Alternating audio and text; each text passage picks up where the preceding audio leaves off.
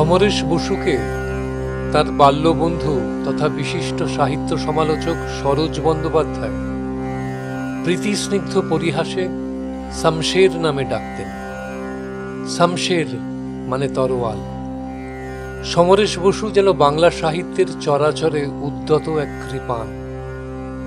তাঁর ধারালো গদ্য, তীক্ষ্ণ দৃষ্টিভঙ্গি, শানিত বিষয়বস্তু নির্বাচন বারবার ছিন্ন করেছে বাংলা সাহিত্যের পূর্ব নির্ধারিত সব ঘেরাটোপকে। তবে সমরেশ বসুর সৃষ্টির সবথেকে বড় হাতিয়ার মানুষ। এই মানুষের কথাই বারবার ফিরে এসেছে তাঁর লেখায়। তাদের রাগ, দুঃখ, প্রেম, যৌনতা, বিশ্বাস, রাজনীতি, অভাব আর ভালোবাসার কথা।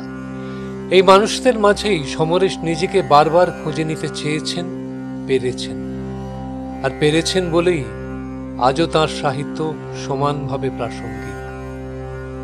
তবে যে মানুষ বলেছিলেন সাহিত্যের চেয়ে জীবন বড়, তার সাহিত্যকে আর জীবনকে আলাদা করে দেখা প্রায় অসম্ভব।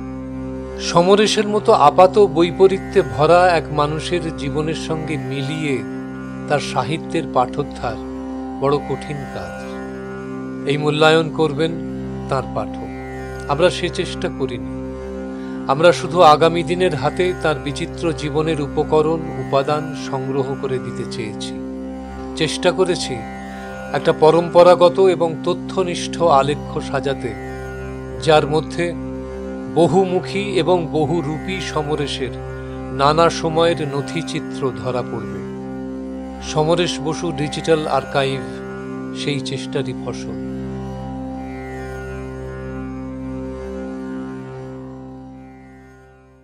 সমরেশ বসু ডিজিটাল আর্কাইভ শুরু করার ভাবনাটা একটা ব্যক্তিগত পরিসর থেকে এসেছিল।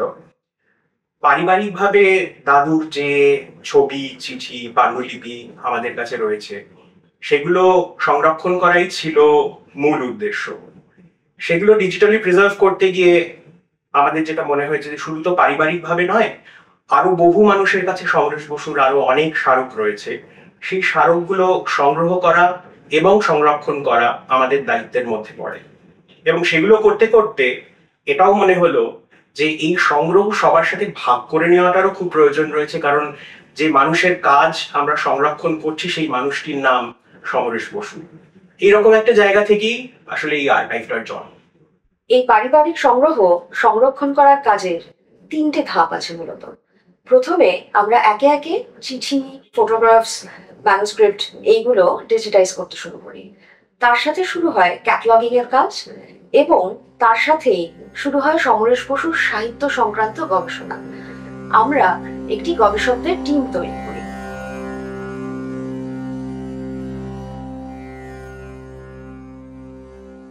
গবেষণা সূত্রে বারবার উঠে আসে যে Samaresh Basu extensive field notes নিতেন। উদাহরণস্বরূপ, দেখিনায় ফিরে লেখার আগে উনি বহু বছর গবেষণা করেছেন, শিল্প ইতিহাস নিয়ে পড়াশোনা করেছেন। আমরা এই আর্কাইভে দেখিনায় ফিরে কিছু নোটস সংগ্রহ করতে পেরেছি এবং সেগুলো ডিজিটাইজ করেছি।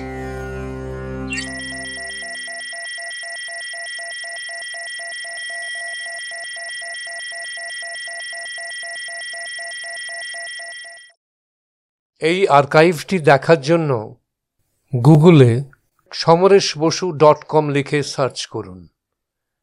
এটি আপনাকে নিয়ে আসবে সমরেশ বসু ডিজিটাল আর্কাইভের সূচনা বা হোম পেজে। এই পেজ থেকে আপনারা সরাসরি চলে যেতে পারবেন ওয়েবসাইটের বিভিন্ন ভাগে। আর্কাইভ পেজে রয়েছে আমাদের সংগ্রহ থেকে বাছাই করা আলোকচিত্র, চিঠিপত্র এবং পাণ্ডুলিপির কিছু অংশ। 15 বছর বয়সে প্রকাশিত সমরেশ বসুর হাতে লেখা বীণা পত্রিকার প্রতিলিপি এই আর্কাইভের একটি দুর্লভ সংগ্রহ। এই পত্রিকায় রয়েছে সমরেশের হাতে আঁকা ছবিও। ওয়েবসাইটে লাইফ অ্যান্ড ওয়ার্কস বা জীবন এবং সাহিত্য সেকশনের 3টি ভাগ রয়েছে। প্রথমটি সমরেশ বসুর জীবন স্মৃতি। 1924-এ তাঁর জন্ম থেকে 1988-তে তাঁর জীবনাবসান পর্যন্ত সমরেশের জীবনের নানা উল্লেখযোগ্য ঘটনার একটি সময়রেখা ধরা হয়েছে এই অংশে। দ্বিতীয় ভাগটিতে রয়েছে সমরেশ কালকুট এবং ভ্রমরের কলমে রচিত উপন্যাস, ছোট গল্প এবং প্রবন্ধর একটি সম্পূর্ণ তালিকা। তৃতীয় ভাগটিতে আমরা একত্র করেছি সমরেশ বসুর উপরে প্রকাশিত কাজের একটি সূচি। এর মধ্যে রয়েছে বই, পত্রপত্রিকার বিশেষ সংখ্যা এবং গবেষণামূলক কাজ। এই ওয়েবসাইটটি বাংলা এবং ইংরেজি দুই ভাষাতেই দেখা যাবে। ভাষা বদলের জন্য উপরের মেনুতে সেই ভাষার লিঙ্কে ক্লিক করতে হবে।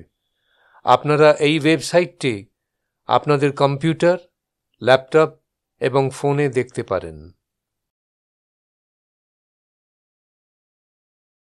এই আর্কাইভের লক্ষ্য যেরকম সমরেশ বসুর জীবন এবং সাহিত্যের মধ্যে যে চলাচল, তা নথি এবং তথ্য দিয়ে পাঠকদের কাছে আরো সহজলভ্য করে তোলা। তার পাশাপাশি বিংশ শতাব্দীর বাংলা সাহিত্যের যে ইতিহাস, সেটা নিয়ে যারা কাজ করছেন, গবেষণা করছেন, বা লেখক লেখিকাদের পরিবার বা এমন কোনো প্রকাশনা সংস্থা যাদের সংগ্রহ প্রাতিষ্ঠানিক আর্কাইভের নথিভুক্ত করা সম্ভব নয়, আমরা তাদের জন্য একটি নির্দেশিকা তৈরি করব আর্কাইভ এবং সংরক্ষণ নিয়ে। ভবিষ্যতে এই নির্দেশিকা পাওয়া যাবে আমাদের ওয়েবসাইটে। এই আর্কাইভের প্রথম পর্যায়ের সংগ্রহ আমরা আপনাদের সঙ্গে ভাগ করে নিচ্ছি, কিন্তু আর্কাইভের কাজ একেবারেই শেষ হয়ে গেল না, বরং বলা চলে এর যাত্রা সবে শুরু হয়েছে। আমরা আশা রাখি আগামী দিনে আমরা আরো অনেক মূল্যবান তথ্য, নথি, স্মারক এই আর্কাইভে যোগ করতে পারবো। এই মর্মে আপনাদের কাছে আমাদের আবেদন যে আপনাদের সংগ্রহে সমরেশ বসুর কাজ এবং জীবন সংক্রান্ত যদি কোনো স্মারক থেকে থাকে, যেমন কোনো চিঠিপত্র বা ছবি, সেগুলি আপনারা যদি ডিজিটালি সংরক্ষণ করতে চান, তাহলে আমাদের সঙ্গে অবশ্যই যোগাযোগ করুন।